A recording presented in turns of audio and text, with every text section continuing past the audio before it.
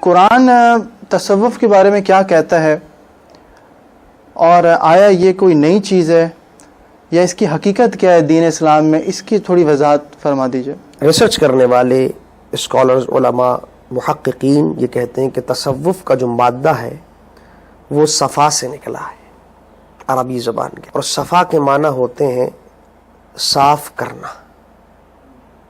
صاف کرنا، پاک کرنا۔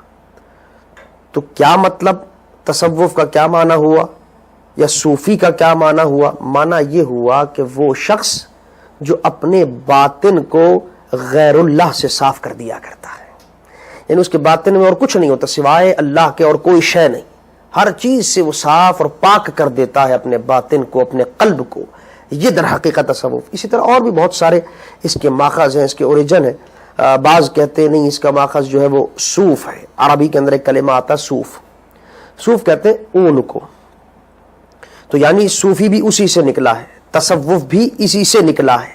یعنی وہ شخص تصوفہ، اگر فعل بنا لے، اس کو ورب بنا لے تو تصوفہ یا تصوف، اس کے معنی ہو جائیں گے وہ شخص جو کہ اون پہننے والا، اونی لباس پہننے والا، اختیار کرنے والا اون کو۔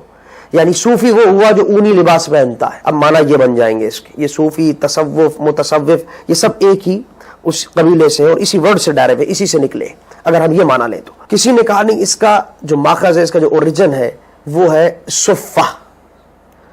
صفہ یعنی وہ چبوترا، آپ حضرات کے علم میں ہوگا کہ جہاں اصحاب صفہ بیٹھا کرتے تھے، صرف اس، جی ہاں، لوگ بھی آج فخر سمجھتے ہیں، سعادت سمجھتے ہیں کہ انہیں 2 رکعت نماز پڑھنے کے لیے وہ چبوترا نصیب ہو جائے، وہ جگہ مل جائے کہ جہاں رسول اللہ کے وہ چاہنے والے اس چبوترے پر بیٹھا کرتے تھے۔ اصحاب صفہ ان کو کہا جاتا ہے، یعنی صفہ والے لوگ، صفہ والے، وہ چبوترا تھا ایک۔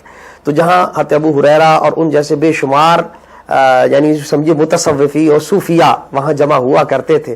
اور اپنے بعض علماء یہ کہتے ہیں اس کا ماخذ تصوف کا ایکچولی یہ ہے صفہ، یعنی کیا مطلب وہ اپنے اخلاق اور عادات ان اصحاب کی طرح اختیار کر لے جیسے وہ صفہ والے تھے، حضرت ابو ہریرہ اور وہ اصحاب جو رسول اللہ کے انتظار میں رہتے، جنہوں نے دنیا کی طرف پرواہ نہیں کی۔ اگر آپ ان کی پوری تاریخ اٹھا کر دیکھیں تو آپ کو اندازہ ہوگا، حیرانگی ہوگی بلکہ، کہ ان کے پاس بسا اوقات اتنا بھی کپڑا نہ ہوتا تھا کہ وہ اپنی عورت کو چھپا سکیں، ستر کو چھپا سکیں۔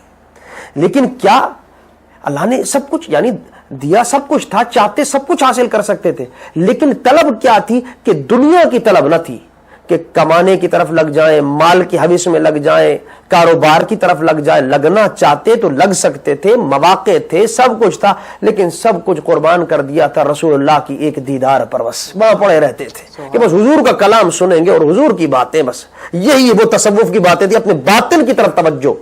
تو اب میرا کہنے کا مقصد یہ ہے کہ اگر آپ ان میں سے کسی بھی لفظ کی طرف جائیں اور اس کی معنی کی گہرائی میں، ڈیپتھ میں، ڈیپ میں اس کو سوچیں، غور و فکر کریں، نتیجہ ایک ہی نکلے گا۔ تو اسی کو تصوف کہتے ہیں کہ اپنے باطن کو صاف کرنا، اس کا تزکیہ کرنا، یعنی تزکیہ نفس در حقیقت، اور صفائے باطن، یہ نام ہے تصوف۔ یہ در حقیقت تصوف کی حقیقت ہے، تزکیہ نفس۔ تزکیہ نفس